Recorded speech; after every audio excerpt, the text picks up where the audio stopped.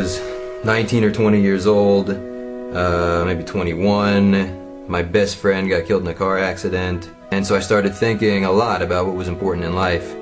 At the same time, the Intifada started, and I started seeing pictures in the newspaper of guys my age who were going into battle. This whole Israel idea, something I hadn't really thought that much about before, and I started feeling like it was really important to me that I was connected to my people. I came to Israel with the idea of joining the army. I knew I wanted to go into a special unit, Special Forces of the Paratroopers, that focuses on the Gaza area. Gaza is a very, very dangerous place to operate.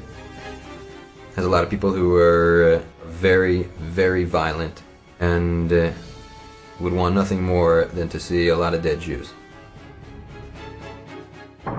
We all knew that we're going into a place that the enemy wants us to come into. We knew that they had booby traps set for us. We knew that they were waiting for us with anti-tank rockets. Gaza is not a place you want to go.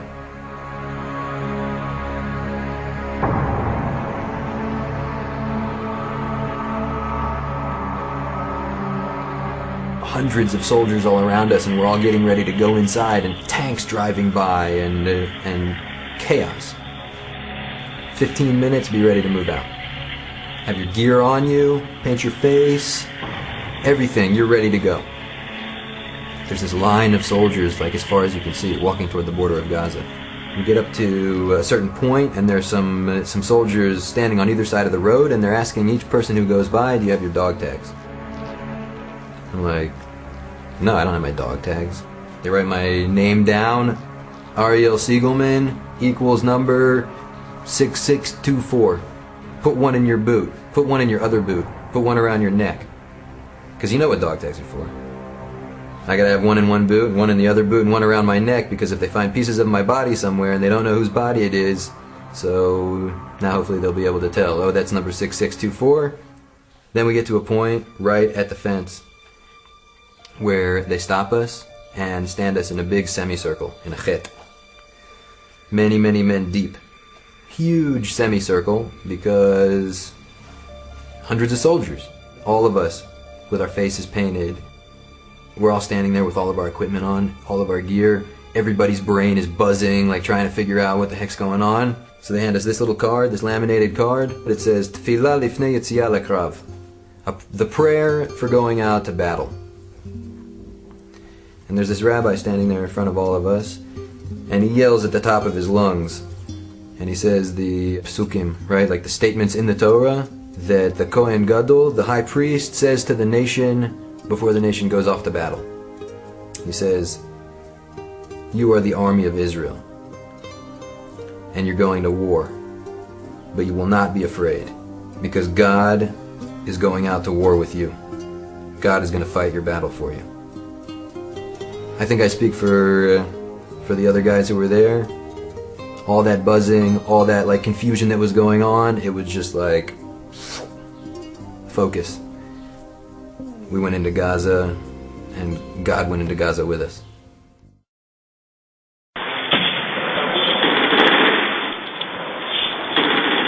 It was like walking into hell.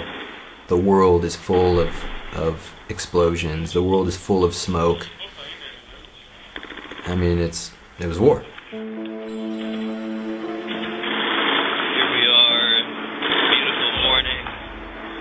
Beautiful downtown Gaza.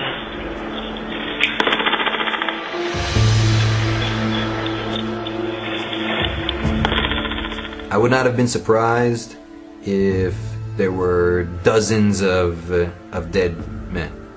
And I see a whole bunch of armored personnel carriers and tanks with their hatches open. And I think like, man, how many guys got it? And as I'm going by, I'm kind of glancing inside to look for the blood. So I see my officer and I ask him, how many of us got hurt? How many people got killed? He said, well, nobody. Nobody got killed. And I'm like, what? And all of that shooting and all of those explosions and all of that stuff that was going on around us, nobody got killed? One guy got injured, a chunk of concrete comes flying out of the house and hits this guy, tears the arm of his uniform, and when I saw the medic taking care of him, he was using a baby wipe. That was the injury in our unit in the Gaza war.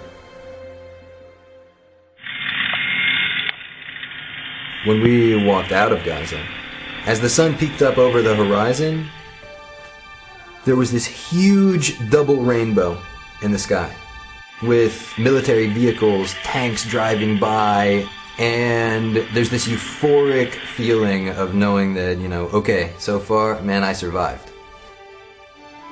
And for a moment, for a couple of minutes, everybody stopped. And all these guys are like looking at the sky. I'm telling you, people felt it. The whole time we were in there, we felt it like, what is going on? How come the bullets aren't hitting us? How come the explosions aren't getting us? How come the tripwires, we see them? Everyone, how come we find everything? It doesn't seem right. Something's not right here. This rainbow went across the sky. These guys were stopping. They reached their hands to the sky and they're like cheering. I hear guys saying like, he's with us. Hashem itanu. We went into Gaza, and God went into Gaza with us.